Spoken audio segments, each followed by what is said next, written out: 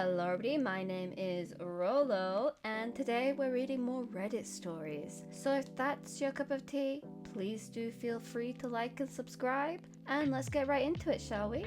Today's first story comes from the user Kiden00123 with the title, Am I the asshole for moving out of my parents' house where I was paying rent, without any notice when I was told to give up my room? Again.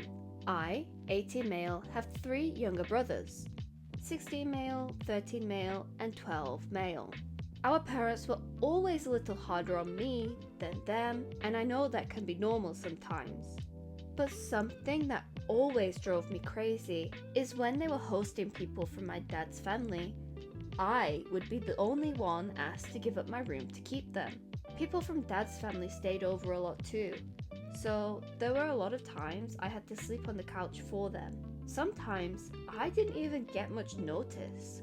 My brothers never had to give up their rooms. In fact, if there were more than usual, my parents would add blow-up beds to my room for them, and the guest room would get a mattress or two depending on the situation. It always bothered me, and I spoke to my parents about it several times. I thought we had a breakthrough last year when they told me they had not wanted me to feel that way, and they would do better.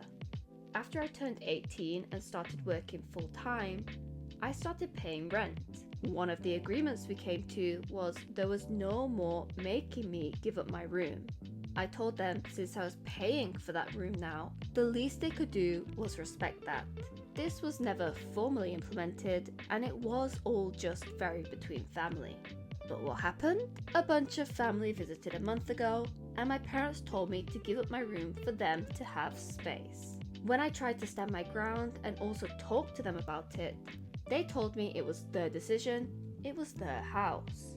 Instead of just accepting it, I called my grandparents on mum's side and I asked if they had room for me and were they okay with me moving in.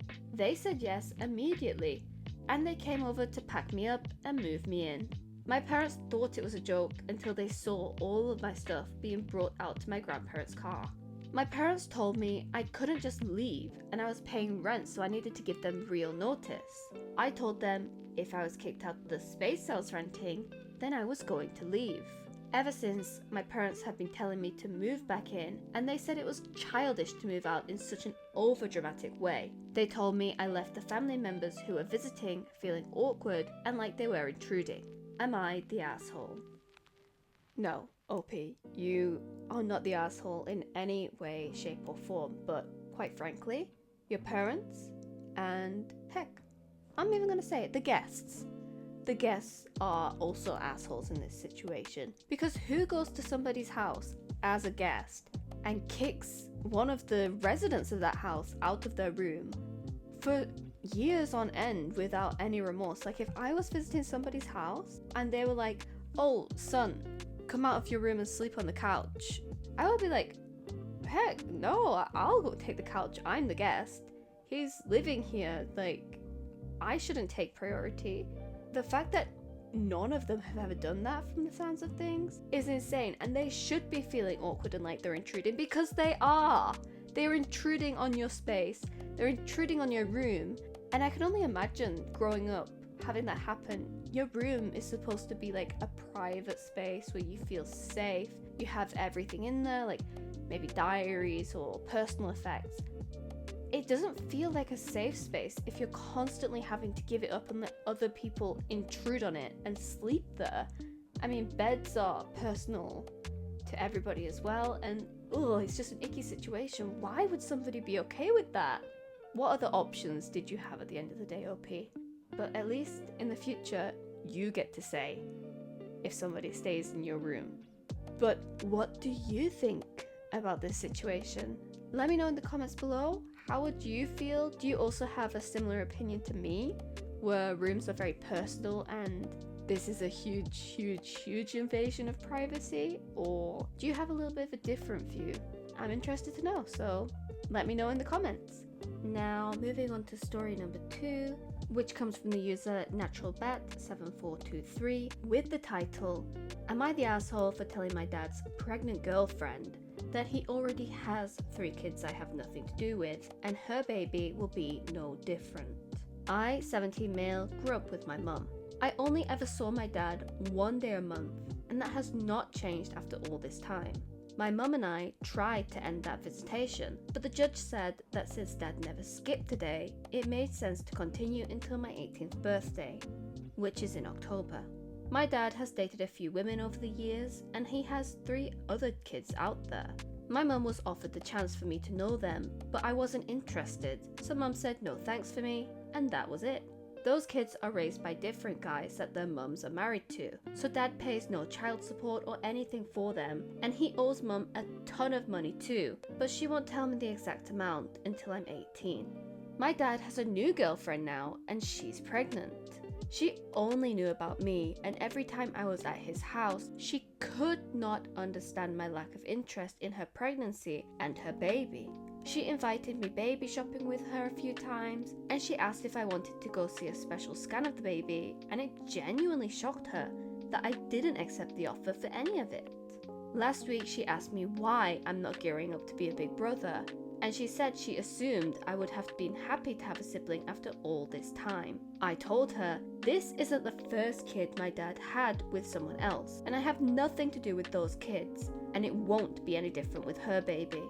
I told her I consider myself an only child, and that is not changing because he knocks up women at random. She got very upset and wanted to believe I was lying, but I convinced her. Then she asked why I curse so little because I could have lifelong relationships with them all. She said it was so sad, and she started to cry, and she said she wanted so much better for her baby. I told her she picked the wrong guy to have that with. She locked herself in the room the rest of the time I was there, and before I went home, my dad tried to get me to apologize, but I said no. His girlfriend texted my mum a few days ago and said she wanted an apology and to hear I would actually try to be a good brother to her child. My mum ignored the text, but I know the next time I go over there, if they're still together, I'll be dealing with this again. Am I the asshole? Again, I don't think that OP is the asshole in this situation because basically him seeing his dad has been legally forced on him by the courts until he turns 18 in October. He doesn't want this visitation, he doesn't want this relationship. So why does this girlfriend think he would suddenly want a relationship with her when she should know that he is actively trying to get out of this whole unwanted situation of having to see his dad? And the fact that she didn't even know that his dad had other children, she should run, but I guess she probably just wants to believe that it's all a lie and that she's the only one apart from OP's mum. The fact that he isn't paying child support, he's not told his new girlfriend about these kids, he obviously doesn't see his other children, because otherwise how would the girlfriend not know that they exist? A very, very messy situation, but I don't think that OP is the asshole because why would he even be interested in this woman's pregnancy? He's not interested in the relationship. It's very weird. I hope that October comes quickly for OP and that he can just get out of that awkwardness that he's been forced into just because he's not 18 yet. It's such a stupid situation. But what do you think about everything in that story? Do you think that OP is making the right choice to deny a relationship with his other half-siblings? Do you think that the way that he spoke to his dad's girlfriend was appropriate? I think it is, considering everything, but maybe you think differently. Let me know. I am excited to hear what you have to say. But now, let's move on to story number 3. Our third story for the day comes from Data Diva 223 with the title, Am I the asshole for breaking up with my boyfriend because he said I didn't have a quote-unquote real job? In the beginning of our relationship, I was working and he wasn't. We were trying to get on our feet and living out of hotels. I was holding it down for a while, so to speak. As time went on and we elevated and reflected back on that struggle time, he said something that really pissed me off. He kept saying that my job back then wasn't a real job because it wasn't on the books. I was getting paid under the table. It immediately offended me because he was not working at all, and I thought I would receive appreciation, but instead got a critique on my choice of work. So I broke up with him because it felt like he was trying to make himself feel better about being jobless, and in order to do that, he had to make me feel like less of a person by judging my job that was keeping us both afloat. His response was that he's allowed to have an opinion and that it's okay to agree to disagree, but I find that even more dismissive and ridiculous. So I stayed with my decision to break up with him because that's a huge red flag to me. Am I the asshole? Not the asshole at all. There's a theme in this video apparently. Nobody is an asshole. But I guess that maybe he wouldn't know what a job feels like because he didn't have a real job at that time. So I think that you should give him a little bit of grace that he's not really in the know. No, I completely think that you are justified to break up. You don't really need a reason to break up with people. But if ever you did need one, this is good enough, isn't it? I mean, why does he feel like the time when you supported him on your income solely is a time that he should try to belittle in your life, in your timeline, when he contributed nothing from the sounds of it? Good job on dropping the dead weight and keep on going with your real jobs whilst he just imagines them. What do you think about this situation, guys? Let me know in the comments. And let's move on to one last story, which comes from the user crazyad3873 with the title, "Am I the asshole for telling my dad he raised a criminal after he insulted my kids? I, 36 female, grew up with my brother as the golden child. We were both extremely intelligent and there was always this unspoken competition between us.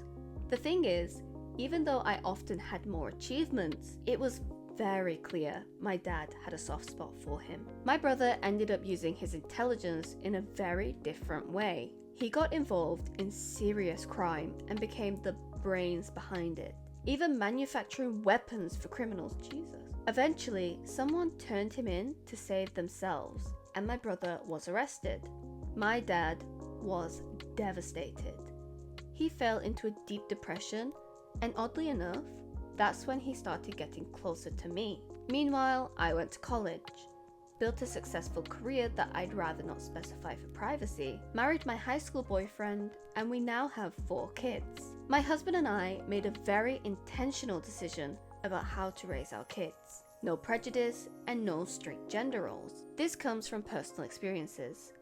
My husband lost an uncle who was gay and took his own life because of it, and we also lost a trans friend who did the same thing after feeling rejected by their parents. That left a huge impact on us, and we want our children to grow up knowing they will be loved no matter what. Here's where things went wrong. My 2 oldest kids, 10 and 12, spent a weekend at my parents' house. When I went to pick them up, they looked quiet, upset, and like they had been crying. I asked my mum what happened, and she got visibly nervous.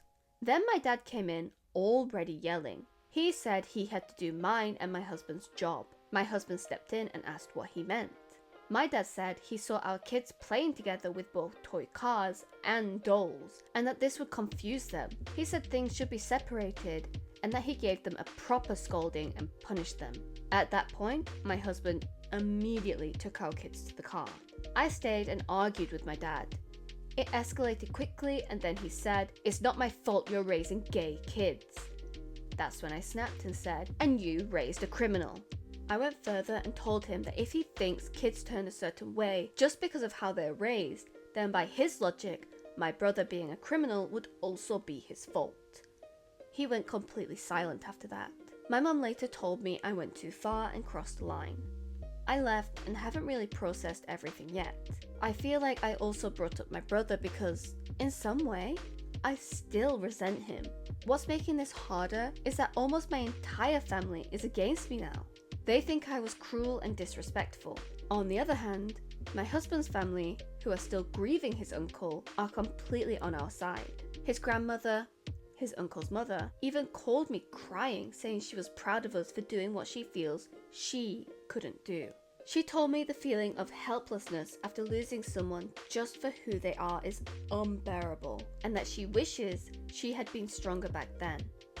So now I'm stuck between being told I went too far and being told I did the right thing by defending my kids. Am I the asshole?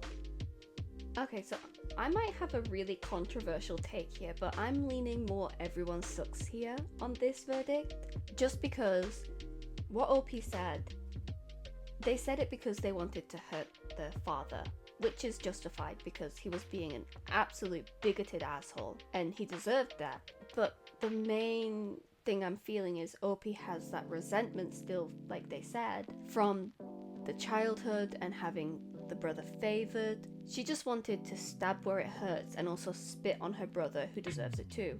So I'm gonna go OP is a justified asshole, and dad and mum are complete assholes with there's no way to save them, especially mum saying that you need to call up and apologize for defending your children from having outdated ideas instilled into them just because they were playing together and having fun as siblings.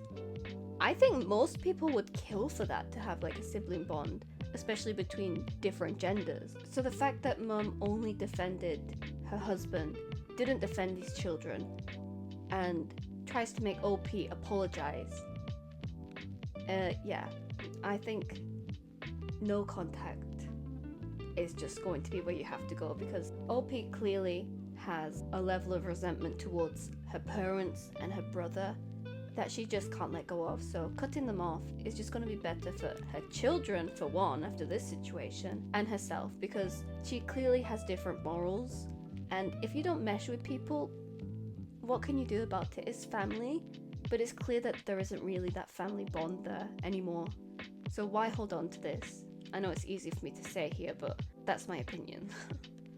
But what is your opinion? Do you have a different thought than me? Do you think my everyone sucks verdict is correct, with OP being a justified asshole, or would you just go not the asshole? Please do let me know in the comments below, because this is where we're going to end today. Thank you so much for reading with me till the end, and hopefully you'll join me next time. Bye bye!